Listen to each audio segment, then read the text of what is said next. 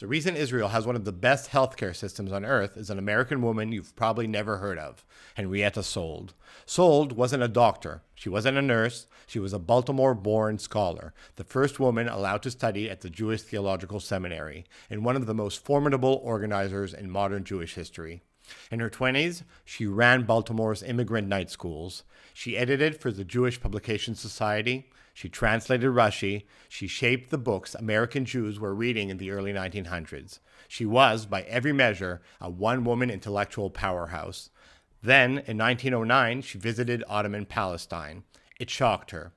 The land had almost no functioning medical system, malaria ravaging entire regions, trachoma blinding children, dysentery and typhoid killing infants, no sanitation, barely any trained staff.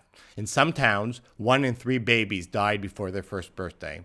Szold realized what the Zionist movement had not yet confronted. You cannot build a nation on a foundation of sickness. So she went home and built the machine to fix it. In 1912, she founded Hadassah, mobilizing American Jewish women into a national public health and fundraising force, the first organization of its kind. They didn't send charity, they sent infrastructure. In 1918, she dispatched an entire American medical unit, 20 doctors, 20 nurses, sterilization equipment, sanitation specialists, and supplies.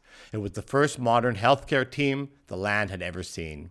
They opened clinics, they launched hygiene and sanitation campaigns, they introduced standardized nursing, they drained swamps to eliminate malaria, and they founded hospitals, including the one that would eventually become the Hadassah Hebrew University Medical Center, Israel's first medical school.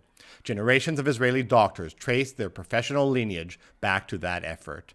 Szold's impact didn't stop there. She later led Youth Aliyah, rescuing roughly 30,000 Jewish children from Europe before and during the Holocaust, and integrating them into institutions she helped create. By the time the State of Israel was declared, Szold's organizational model, hospitals, clinics, nursing systems, public health campaigns, had already built the medical infrastructure the young nation would rely on. She wasn't a physician, she wasn't a politician, but she shaped Israeli life more than many who held power. Henrietta Szold didn't just found Hadassah, she engineered the health of a nation decades before the nation existed. Now you know.